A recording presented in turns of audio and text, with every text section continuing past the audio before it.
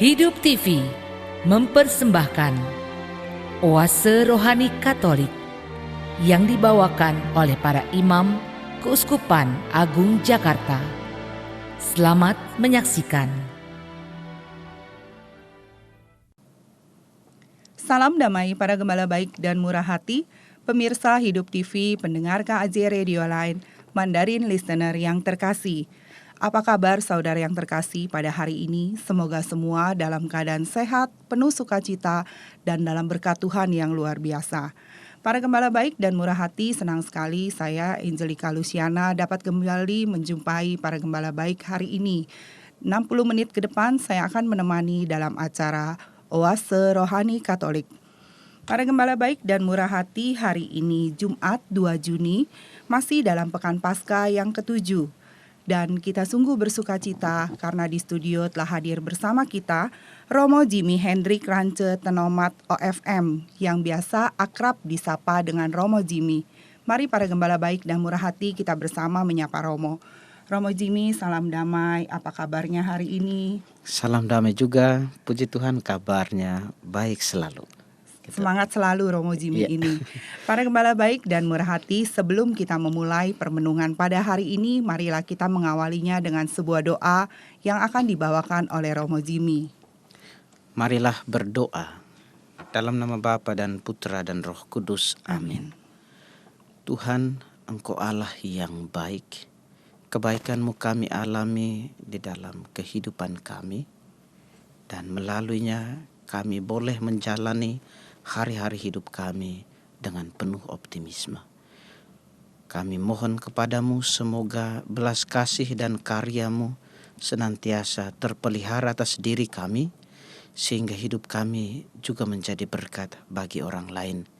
Berkati kami agar permenungan yang akan kami lakukan pada pagi hari ini, pada kesempatan ini, membawa semangat baru bagi kami, sehingga kami sungguh menjadi saksi kebangkitan Putra-Mu, Tuhan kami Yesus Kristus, kini dan sepanjang segala masa. Amin. Bapa dan Putra dan Roh Kudus. Amin. Kristus menaruh cinta kasih kepada kita dan menguduskan kita dengan darah-Nya. Ia menjadi Raja kita dan imam di hadapan Allah Bapanya. Haleluya. Para gembala baik dan murah hati, bacaan liturgi pada hari ini dari Kisah Para Rasul. Dan bacaan Injil Yesus Kristus hari ini menurut Santo Yohanes bab 21 ayat 15 sampai dengan 19. Dan saya akan membaca bacaan liturgi pada hari ini. Bacaan dari Kisah Para Rasul bab 25 ayat 13 sampai dengan 21.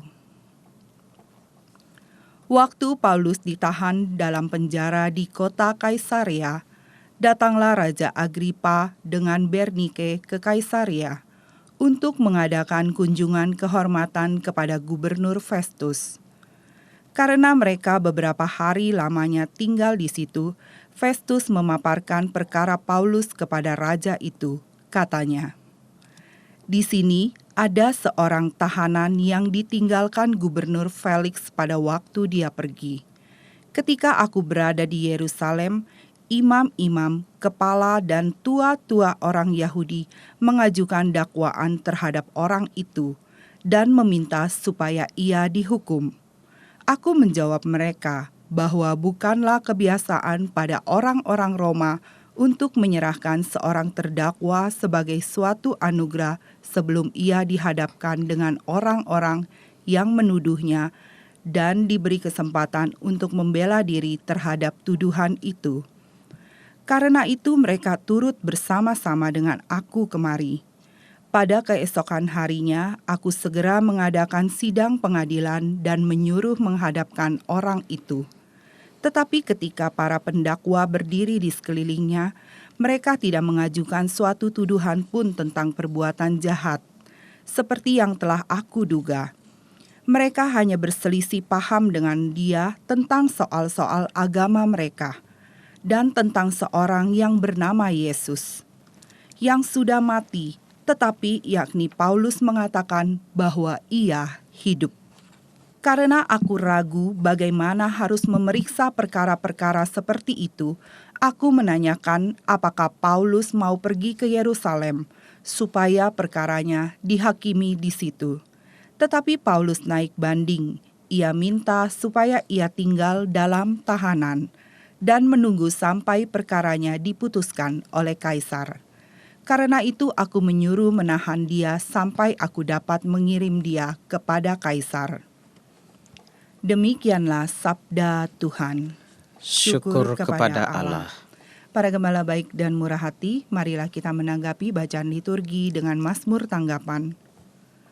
Tuhan sudah menegakkan tahtanya di surga. Tuhan sudah menegakkan tahtanya di surga. Pujilah Tuhan, hai jiwaku. Pujilah namanya yang kudus, hai segenap batinku. Pujilah Tuhan, hai jiwaku. Janganlah lupa akan segala kebaikannya. Tuhan sudah menegakkan tahtanya di surga. Setinggi langit dari bumi, demikianlah besarnya kasih setia Tuhan atas orang-orang yang takwa kepadanya. Sejauh timur dari barat, demikianlah pelanggaran-pelanggaran kita dibuangnya. Tuhan sudah menegakkan tahtanya di surga. Tuhan sudah menegakkan tahtanya di surga, dan kerajaannya berkuasa atas segala sesuatu. Pujilah Tuhan, hai malaikat-malaikatnya. Agungkanlah dia, hai pahlawan-pahlawan perkasa. Tuhan sudah menegakkan tahtanya di surga.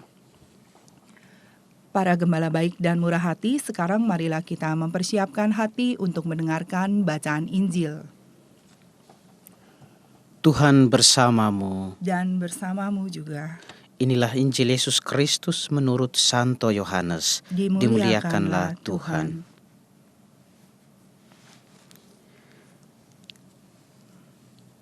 Yesus yang telah bangkit menampakkan diri kepada murid-muridnya. Sesudah mereka sarapan, Yesus berkata kepada Simon Petrus, "Simon, anak Yohanes, apakah engkau mengasihi aku lebih daripada mereka ini?" Jawab Petrus kepadanya, "Benar Tuhan, engkau tahu bahwa aku mengasihi engkau." Kata Yesus kepadanya, "Gembalakanlah domba-dombaku." Kata Yesus pula kepadanya untuk kedua kalinya, "Simon anak Yohanes, apakah engkau mengasihi aku?"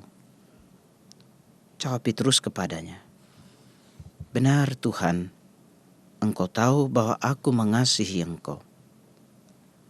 Kata Yesus kepadanya, "Gembalakanlah domba-dombaku." Kata Yesus kepadanya untuk ketiga kalinya, "Simon anak Yohanes, apakah engkau mengasihi aku?" Maka sedihlah hati Petrus karena Yesus berkata untuk ketiga kalinya, "Apakah engkau mengasihi aku?" Dan ia berkata kepadanya, "Tuhan, engkau tahu segala sesuatu. Engkau tahu bahwa aku mengasihi engkau." Kata Yesus kepadanya, "Gembalakanlah domba-dombaku. Aku berkata kepadamu, sesungguhnya ketika masih muda, engkau sendiri mengikat pinggangmu dan engkau berjalan kemana saja kau kehendaki. Tetapi jika engkau sudah menjadi tua, engkau akan mengulurkan tanganmu dan orang lain akan mengikat engkau dan membawa engkau ke tempat yang tidak kau kehendaki." Hal ini dikatakan Yesus untuk menyatakan bagaimana Petrus akan mati dan memuliakan Allah. Sesudah mengatakan demikian, ia berkata kepada Petrus, "Ikutlah aku." Demikianlah Injil Tuhan. Terpujilah Kristus. Romo Jimmy, dari bacaan liturgi pada hari ini, kabar sukacita apa yang Romo mau wartakan bagi saya dan para gembala baik? Baik, Lucy, para gembala baik dan murah hati, yang dicintai oleh Tuhan, saya ingin mengawali permenungan kita mengenai perikop bacaan pertama ini dengan mengajak kita untuk melihat apa yang diketengahkan kepada kita. Hal yang paling gak kita tangkap di sana, Paulus diadili dengan tuduhan yang tidak berdasar, Yang tidak jelas ya. yang Romo, tidak jelas. Sebenarnya persoalannya bukan pada persoalan hukum, tetapi lalu kemudian karena tuntutan orang-orang Yahudi, maka dia dibawa kepada Festus sebagai gubernur ketika itu untuk diadili. Dan dasar dari pengadilan terhadap Paulus itu jelas, karena kegigihannya untuk mewartakan tentang Yesus yang bangkit. Dan dia mengatakan juga dengan penuh ketegasan dan keyakinan bahwa Yesus adalah sungguh-sungguh Tuhan. Yesus yang mereka salibkan, yang mereka bunuh adalah Tuhan dan dia sudah bangkit. Hal-hal inilah yang kemudian membuat orang-orang Yahudi membawanya kepada Festus untuk diadili. Jadi tuduhannya tidak berdasar gitu. Iya. Kemudian dari yang dijelaskan sama Paulus itu kan sebenarnya seperti yang tadi dikatakan juga ya Romo, bahwa Tuhannya itu sudah bangkit gitu. Dan tapi orang-orang seperti tidak percaya ya Romo ya. Karena mungkin kita tempatkan dalam pemahaman orang-orang Yahudi, bagi Yesus itu pengaco dalam tanda kutip. Pemahaman mereka Yesus itu justru mau membongkar tradisi yang sudah berakar dalam diri mereka. Lebih dari itu, sebagaimana juga para gembala baik dan murah hati, kita ketahui bersama, Yesus di hadapan mereka itu tidak pantas karena dia menyamakan dirinya sebagai Allah dan menyebut dirinya adalah anak Allah. Ini hal yang sama sekali tidak masuk dalam konsep iman orang-orang Yahudi. Dan oleh karena itu, bagi mereka yang mewartakan bahwa Yesus adalah Tuhan, Yesus adalah Allah, itu adalah musuh bersama. Ya, gitu. Ini mungkin menjadi pendasaran yang kemudian bisa menjadi refleksi kita. Gitu. Ya, Romo, di dalam bacaan liturgi ini kan ada tokoh-tokoh ya seperti Festus, Raja Agripa, dan Bernike ya Romo. Romo bisa menjelaskan kepada saya dan para gembala baik secara singkat apa sih yang tiga tokoh ini upayakan dan kita mungkin bisa siapa menjadi mereka lebih siapa mereka gitu. Jadi kita juga bisa lebih paham Romo. Baik Lucy, ini pertanyaan yang sulit bagi saya tapi tanpa bermaksud untuk keluar dari apa yang harusnya menjadi bahan permenungan kita, sehingga kita bisa menangkap pesan dari bacaan hari ini. Tapi baik juga kita mengenal siapa mereka. Betul. Ada 3 nama yang selain Paulus, juga ada 3 nama lain yang disebutkan, yaitu Festus, Raja Agripa dan ada Bernike. Festus sebagaimana juga dikatakan dalam bacaan tadi, dia itu adalah gubernur Yehuda, gubernur Yudea yang menggantikan pendahulunya yaitu Felix. Dan kalau kita membaca sejarah kerajaan Romawi ketika itu, di sana kita menemukan bahwa Festus itu adalah seorang gubernur yang cukup arif, cukup bijaksana, dan pada masa jabatannya ada banyak perampok yang kemudian harus takluk.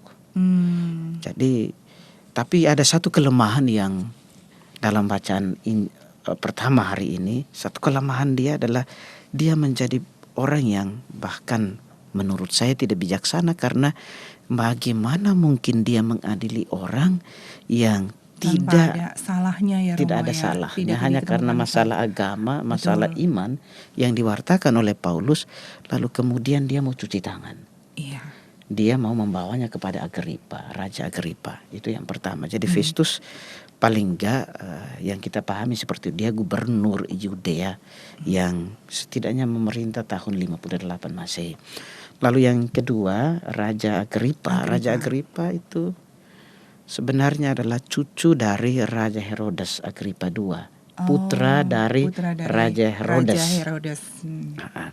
Dan Agripa ini kalau dalam catatan sejarah sebenarnya adalah raja atau bangsawan terakhir dari dinasti Herodes, dan dia juga ikut campur tangan dalam kehidupan orang-orang Yahudi ketika itu. Dan tetapi yang menjadi kelemahan dia sebagaimana saya ketahui, Raja Agripa ini tidak berhasil meredam pemberontakan yang terjadi ketika itu. Kita bisa ditemukan di Kisah Para Rasul bab 25 ayat 13. Jadi itu kira-kira gambaran mengenai tokoh-tokoh yang disebutkan tadi, supaya kita bisa tahu pokok persoalannya. Romo belum menjelaskan tentang Bernike. Ya, Bernike itu adalah dalam pembacaan saya yang saya temukan, Bernike itu adalah saudara sepupu dari Raja Herodes, sehingga dalam lawatannya ke Roma dia membawa serta Raja Agripa ini membawa serta Bernike. Jadi karena sebagai saudara dia kemudian juga diikut sertakan dalam kunjungan itu, gitu. Oke. Romo, dalam kaitannya dengan persoalan yang dihadapi oleh Paulus ya, Festus berusaha menjaga hubungan baik dengan orang Yahudi, sehingga mengesampingkan keadilannya, Romo ya. Sebagaimana dilukiskan dalam perikop tadi, bagaimana hal ini bisa dijelaskan?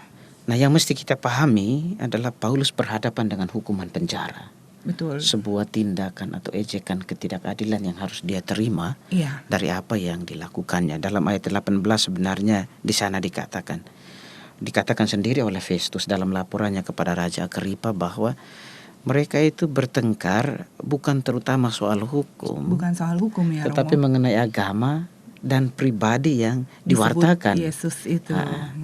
Jadi Paulus berhadapan dengan tuntutan seperti itu, sehingga kalau kita membaca di selanjutnya ayat 27 kita akan menemukan di sana bagaimana Paulus itu dituntut, kasusnya itu tertunda dari gubernur yang satu ke gubernur yang lain. Betul. Karena memang tidak ada alasan yang berdasar untuk yang bisa dihukum dipakai. Ya, Romo, ya? Kalau bahasa kita nggak ada pasal yang layak dikenakan ada undang-undang pada yang dikenakan ya, betul sekali. Tetapi yang menarik mungkin kita belajar dari pribadi Petrus pada hari ini, meskipun dia berhadapan dengan tuntutan yang memang tidak berdasar, toh dia tetap menghadapinya dengan penuh sukacita. Menerimanya ya, Romo. Dia dipenuhi dengan sukacita karena karya Roh Kudus, dan itu yang kemudian menguatkan dia. Itu hal yang pertama. Hal yang kedua, saya dalam permenungan saya coba melihat seandainya Paulus itu egois, hanya mementingkan diri, karena tidak ada pasal, tidak ada undang-undang. Betul. Jadi kalau Paulus egois ya udah, mendingan saya berhenti aja bersaksi tentang Tuhan Yesus, maka tidak ada lagi hukuman penjara, dan dia tidak aman ada ya, lagi Romo, tuntutan. Betul. Ya, dia bisa saja aman. Tapi itu tidak dipilih oleh Paulus. Karena baginya mewartakan tentang Yesus itu adalah panggilannya. Bahkan Paulus menegaskan bahwa aku siap untuk bukan saja diikat tetapi juga mati demi Yesus Tuhan. Sebuah iman yang mendalam yang kita temukan dalam Paulus sendiri. Dan itu suatu pernyataan yang luar biasa bagi orang beriman ya, Romo ya.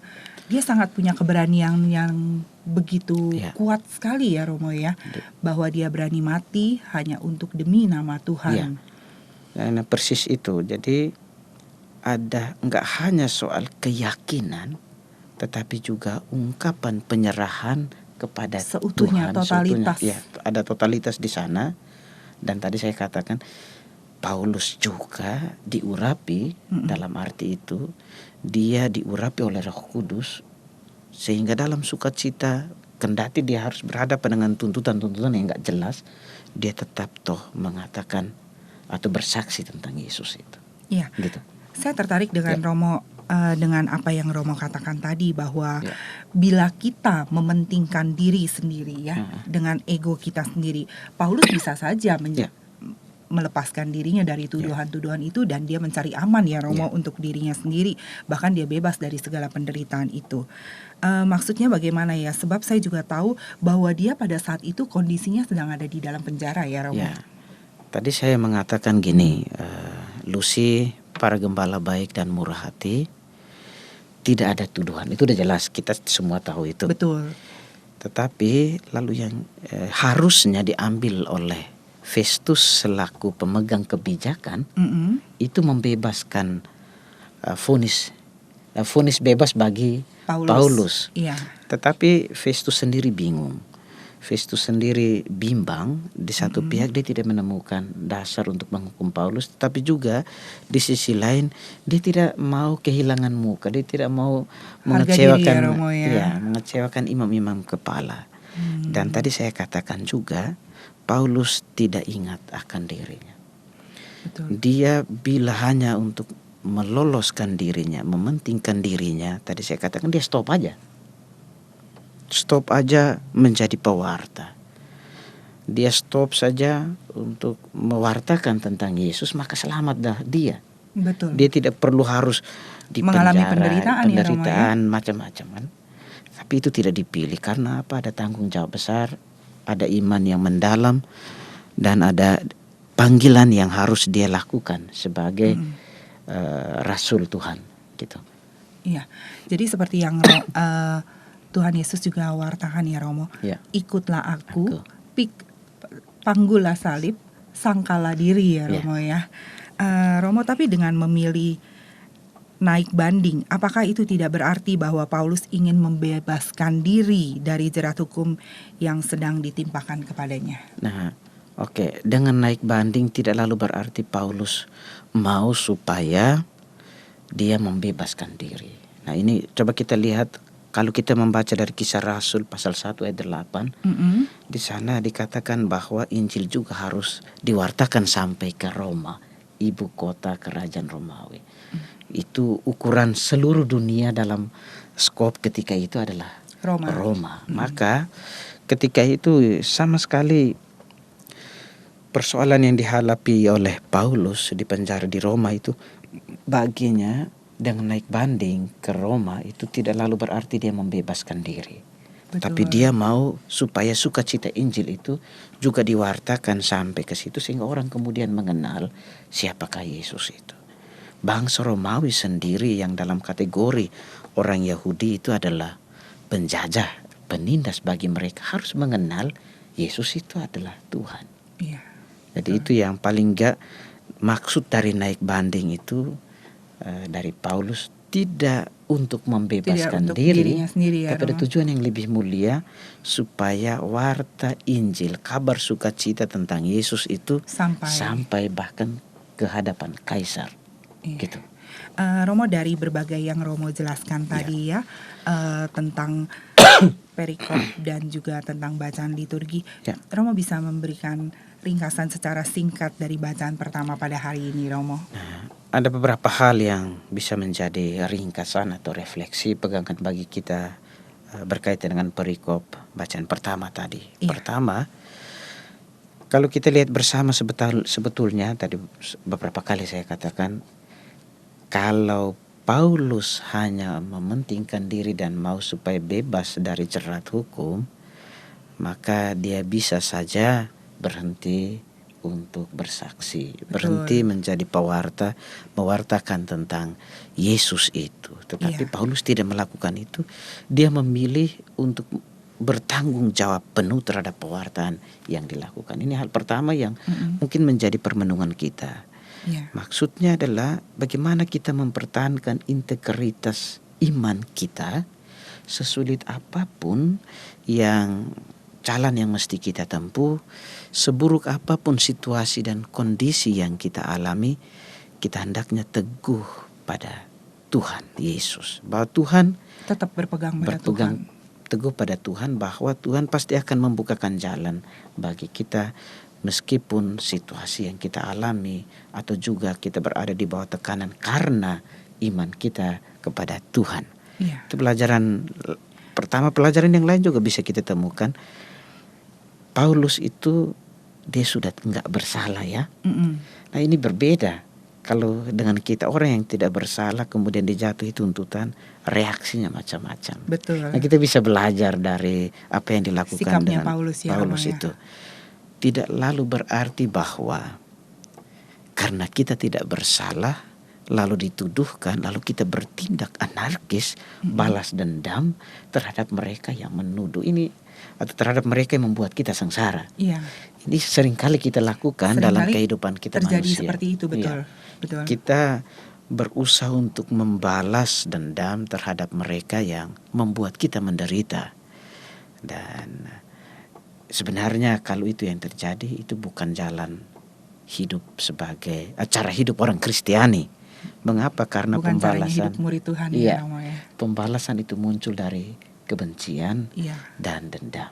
Iya. Dan kalau itu kita pelihara, sudah jelas bertentangan dengan ajaran Yesus sendiri, hukum kasih itu sendiri. Betul sekali. Gitu. Nah, hal lain itu soal ini saya mau katakan yang berkaitan dengan ini. Berhadapan dengan kesulitan atau kelemahan-kelemahan kita mesti ingat sama seperti Paulus. Dia mengatakan misalnya dalam suratnya kepada jemaat di Korintus, 2 Korintus pasal 4 ayat 7. Ada kekuatan lebih yang diberikan oleh Tuhan untuk kemudian kita bisa berhadapan dengan situasi-situasi kemelut kehidupan kita. Gitu. Jadi mesti ada keyakinan. Di dalam kelemahanku ada kekuatan yang melampaui. Kadang kan misalnya contoh ya. Saya berhadapan dengan masalah keluarga saya yang sering saya alami, yang sering saya dengar, yang sering saya perhatikan atau juga dari sharing-sharing keluarga. Persoalan-persoalan keluarga nggak hanya soal anaknya yang nakal, udah macam-macam cara, tetapi rasa-rasanya itu susah banget. Betul. Untuk bisa diatasi. Iya. Tapi ada keyakinan yang mendalam dan ada kepasrahan total, maka orang tua lalu kemudian diberi kemampuan karya Tuhan bekerja dalam keluarga itu sehingga anak yang nakal, anak yang dalam kategori orang tua itu udah durhaka dah. Tapi karena doa yang tak jemu-jemu dan karena keyakinan yang teguh, karya Allah bekerja dan anak itu lalu kemudian benar-benar bertobat, 180 berubah dan hidupnya menjadi baik. Itu ada banyak contoh yang paling tidak dalam pastoral saya temukan dalam keluarga-keluarga. Sebenarnya masih ada contoh lain yang bisa kita sebutkan gitu. Iya. Menarik sekali Romo Jimmy. Tapi kita akan jeda sesaat dulu ya Romo ya. Para gembala baik dan murah hati, kita akan merenungkan sesaat apa yang sudah disampaikan oleh Romo Jimmy. Dan kita akan kembali pada perbincangan rohani di sesi yang kedua. Hidup TV mempersembahkan Oase Rohani Katolik yang dibawakan oleh para imam Keuskupan Agung Jakarta. Selamat menyaksikan. Salam damai para gembala baik dan murah hati, pemirsa Hidup TV, pendengar KAJ Radio Line, Mandarin Listener yang terkasih. Kembali lagi bersama Romo Jimmy Henry Krance Tenomat, OFM, dan saya Angelica Luciana. Anda masih menyimak Oase Rohani Katolik. Para gembala baik dan murah hati, jika Anda mempunyai pertanyaan seputar iman, Anda dapat menyampaikan ke SMS 0822 1036 1555 atau Anda dapat men-sharingkan pengalaman iman Katolik Anda melalui email orkkaj@yahoo.com. Romo Jimmy, kita kembali lagi pada perbincangan rohani di sesi yang kedua. Tadi kita sudah bahas ya Romo, kupas tuntas tentang bacaan liturgi bacaan pertama. Kalau dari bacaan Injil pada hari ini, kabar sukacita apa yang mau Romo wartakan bagi saya dan para gembala baik? Baik, Lucy, para gembala baik dan murah hati, dari bacaan Injil tadi jelas dikatakan kepada kita bahwa Yesus menampakkan diri. Dan ada catatan yang disampaikan kepada kita oleh Yohanes. Ini adalah penampakan yang ketiga. Iya, di ketiga pantai, kalinya. di danau Tiberias. Yang pertama kan jelas pertama itu kepada para wanita pada hari raya Paskah Pada hari pagi itu. Iya, Yang kedua kepada para murid dalam perjalanan ke Emmaus, ke 2 Emmaus. murid. Dan yang ketiga ini ya, Romo. Ketiga ya masih ada sambungan dari penampakan itu adalah ketika kembali ke Yerusalem juga mereka mengatakan bahwa tadi Tuhan kami lihat. Dan yang ketiga ini di tepi danau Tiberias ketika mereka sudah kembali, para murid kembali beraktivitas sebagaimana biasanya. Tapi yang menarik di sini adalah percakapan antara Yesus dengan Petrus. 3 kali Yesus bertanya tentang apakah engkau mengasihi aku? Nah, ini pertanyaan kalau diulang sampai 3 kali berarti ada sebuah penegasan yang mau disampaikan. Enggak hanya soal siapa yang bertanya yang menuntut penegasan atau ketegasan, tapi juga yang menjawab. Jadi dari diri Yesus membutuhkan penegasan dari pribadi Petrus sendiri, tapi juga dari Petrus dibutuhkan sebuah kesungguhan atas pertanyaan atas dan pertanyaan dan jawaban jawaban itu, itu. Dan kita kemudian di sana tadi dijelaskan kepada kita bahwa Petrus sampai pertanyaan yang ketiga dia bersedih. Sehingga dia mengatakan, Tuhan engkau tahu semuanya. Engkau tahu segala sesuatu tentang diri saya. Saya mengasihi engkau. Itu. Romo, dalam percakapan itu ya terjadi dialog yang cukup mendalam antara Yesus dan Petrus ya. Intinya yang seperti tadi Romo ungkapkan, Tuhan bertanya sampai 3 kali, apakah Petrus mengasihi dia? Romo bisa menjelaskan lagi? Nah, dari semua yang diucapkan oleh Petrus, itu mau mengatakan bahwa Petrus sungguh mengasihi Yesus. Meskipun di dalam kitab suci dikisahkan kepada kita bagaimana Petrus menyangkal. Betul. Menyangkal bahkan sampai 3 kali. Iya. Dia menyangkal Yesus. Atau juga di dalam kitab suci Petrus kemudian harus lari.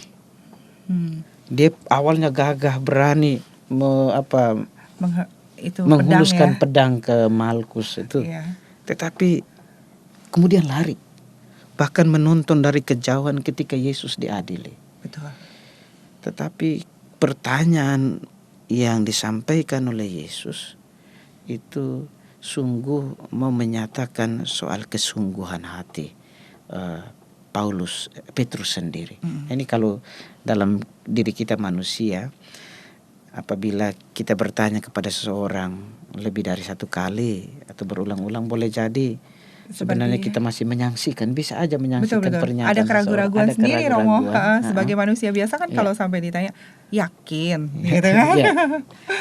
Jadi bukan hanya soal keraguan-keraguan, tetapi juga tadi yang saya katakan, ini mau menyatakan kesungguhan, menginginkan suatu pernyataan yang keluar dari kedalaman diri, sehingga apa yang keluar dari kedalaman diri itu bisa dipertanggungjawabkan.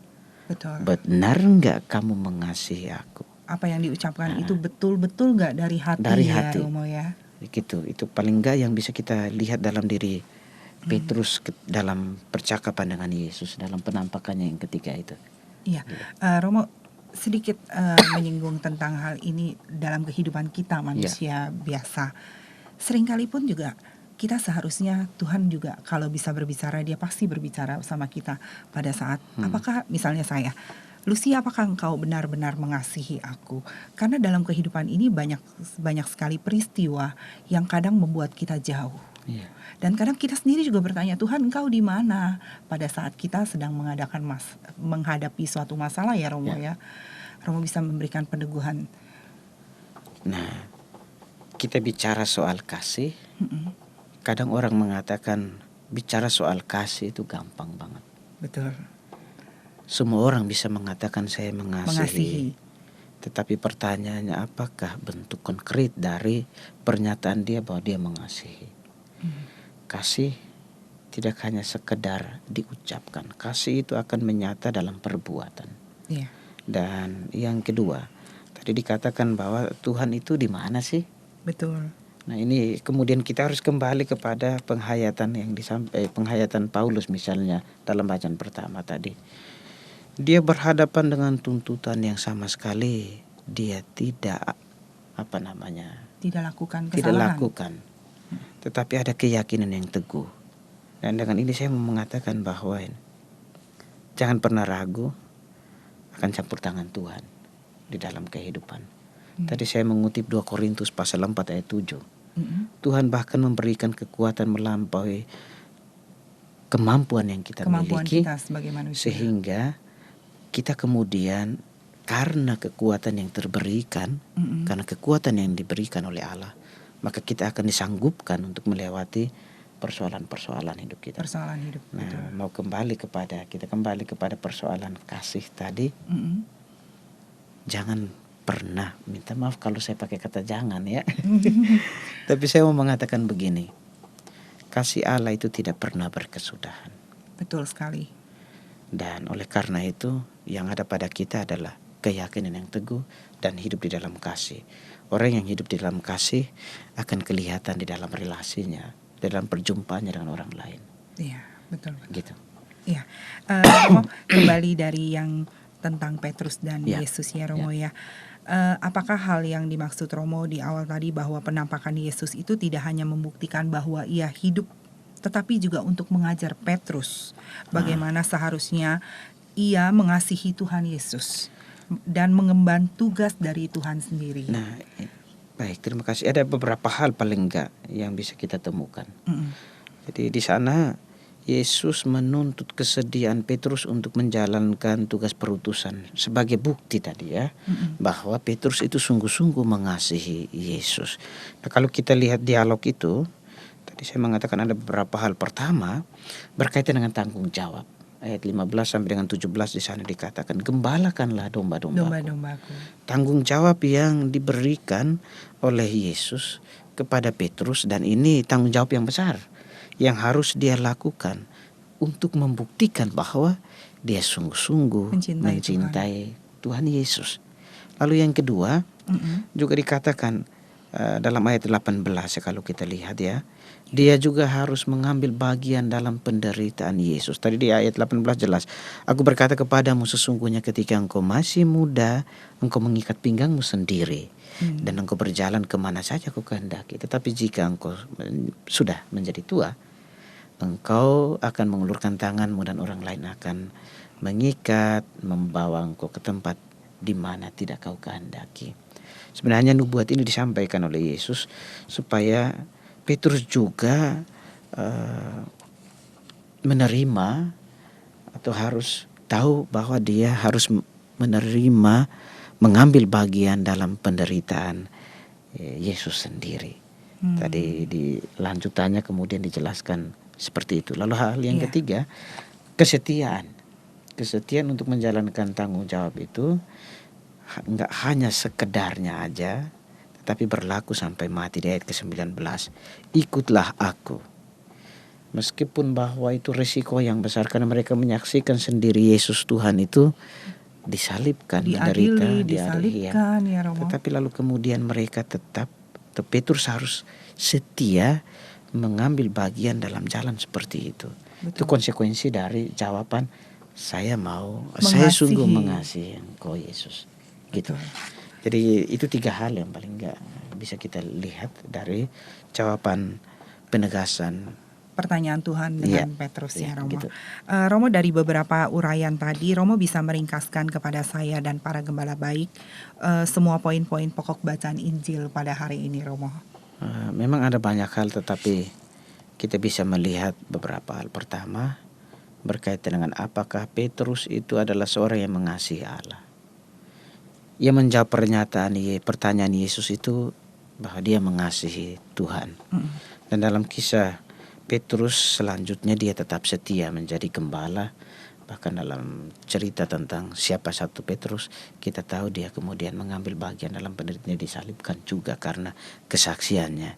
Mau menunjukkan soal integritas, soal tanggung jawab yang dijalankan tidak setengah-setengah. Lalu yang berikut, mengapa Yesus itu bertanya sampai 3 kali? Menurut saya, Kristus atau Yesus ingin melihat tadi sekali lagi kesungguhan hati Petrus yang kemudian diteguhkan dalam panggilannya, ikutlah aku. Terus yang yang bisa kita pelajari dari Petrus adalah dia pribadi yang mau belajar. Dia pribadi yang berubah. Tadi saya katakan dia menyangkal Yesus sebelumnya, tapi pengalaman kebangkitan itu lalu membuat dia Sadar semangat, Romo ya. berubah dan menjadi pewarta yang gigih. Gitu. Itu paling nggak kan kita bisa lihat dari bacaan hari ini gitu. Iya. Romo, sebelum kita mengakhiri renungan pada hari ini ya Romo, mungkin ada hal-hal lain yang Romo bisa sampaikan yang berkaitan dengan bacaan Injil pada hari ini supaya bisa menjadi pedoman bagi saya dan para gembala baik dan murah hati untuk melakukan firman Tuhan dalam hidup ini. Nah, ini menarik. Lucy, para gembala baik dan murah hati. Saya katakan menarik karena pertanyaan Yesus kepada Petrus juga tertuju kepada kita sekalian. Kepada saya, kepada Lucy, kepada para gembala baik dan murah hati. Apakah engkau mengasihi aku?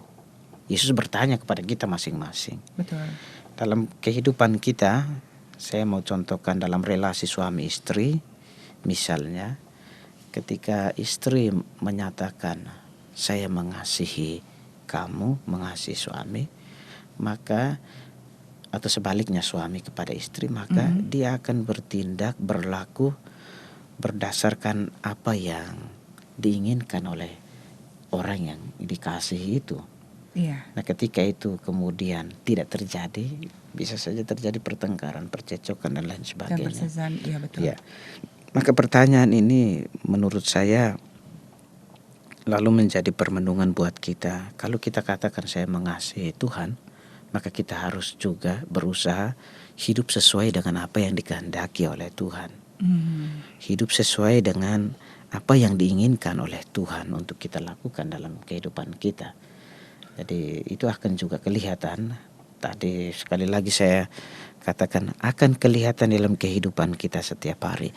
Kualitas diri kita sebagai orang yang mengasihi Tuhan itu tidak terutama akan dilihat dari komunikasi verbal, tetapi dalam hidup sehari-hari bagaimana orang itu sabar.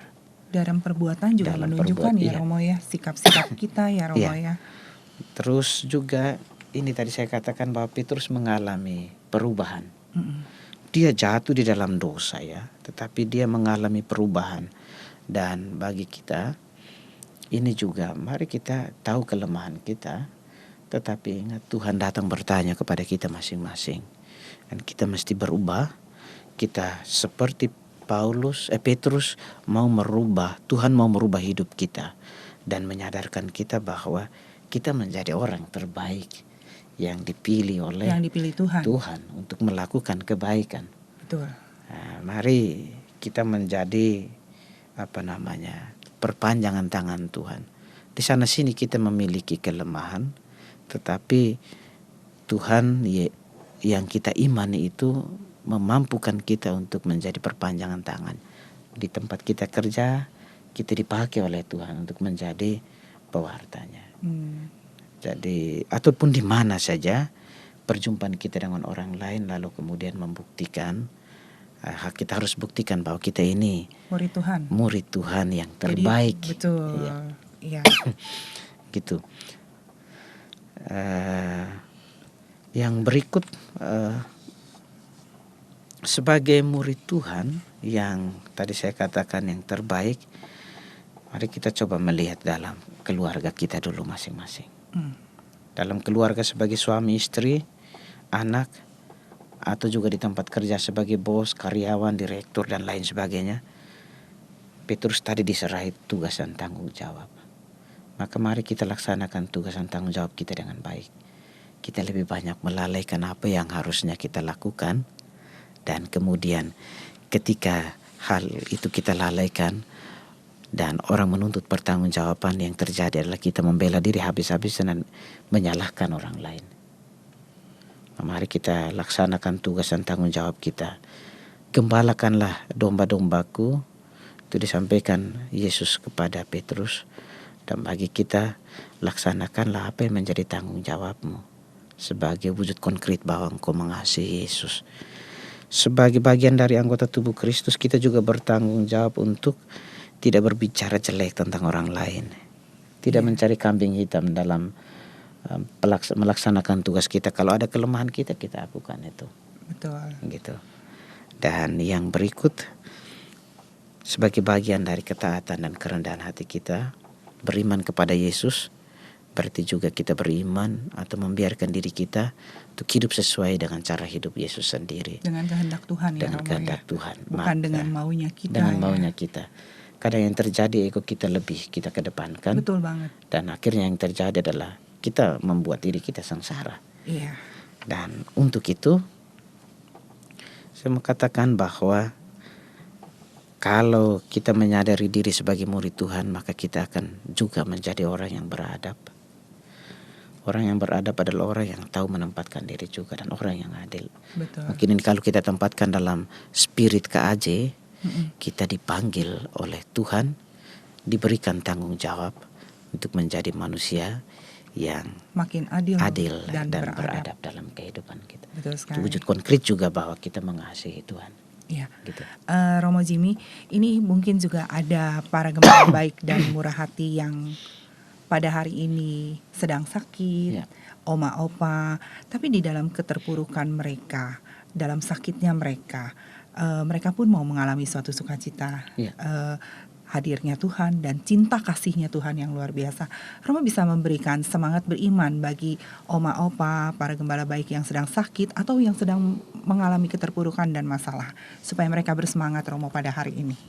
Terima kasih Lucy. Para gembala baik dan murah hati, secara khusus bagi saudara-saudari yang sedang berada dalam kemelut kehidupan, oma opa atau siapapun yang sedang sakit dan mengharapkan belas kasih Tuhan, saya mau katakan begini: Allah yang kita imani itu adalah Allah yang peduli. Betul. Allah yang kita imani adalah Allah yang ikut merasakan apa yang kita rasakan, dan tidak hanya berhenti di situ.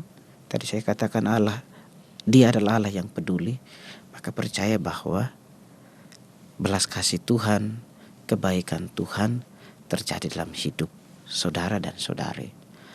Dia begitu mengasihi kita, dan Dia juga tidak pernah membiarkan para gembala baik dan murah hati berada dalam kemelut hidup itu. Yakinkan diri bahwa Dia ada selalu di hati, di dalam diri, dalam kehidupan, dalam pergumulan, dalam persoalan yang sedang dialami. Karena apa? Dia Allah yang peduli. Dia juga ikut merenda kehidupan kita menjadi lebih baik. Serahkan segala persoalan kepadanya, dan alhamdulillah bersama Dia tidak ada yang mustahil. Betul banget, Romo. Gitu. Ya, terima kasih sekali Romo Jimmy buat kebersamaannya pada hari ini. Apa yang Romo wartakan sungguh memberikan inspirasi buat saya dan juga para gembala baik untuk semangat di dalam iman dan semakin bagaimana kita totalitas mencintai dan mengasihi Tuhan Yesus Kristus. Para gembala baik dan murah hati, pemirsa Hidup TV, pendengar KAJ Radio Line, Mandarin listener yang terkasih, saya Angelica Luciana dan Romo Jimmy Hendrik Rance Tenomat OFM mohon pamit dari ruang dengar Anda, dan kini kita mohon berkat Allah melalui Romo Jimmy. Tuhan bersamamu Dan bersamamu juga. Saudari-saudara sekalian, seluruh aktivitas kegiatan kita, pengharapan-pengharapan kita senantiasa diberkati oleh Allah yang Maha Kuasa, Bapa dan Putra dan Roh Kudus. Amin. Amin. Semoga kita semua dapat menjadi garam dan terang kasih Tuhan bagi sesama. Selamat berhari Jumat dan marilah mengamalkan nilai-nilai Pancasila. Demikianlah Oase Rohani Katolik yang dibawakan oleh para imam Keuskupan Agung Jakarta. Tuhan memberkati.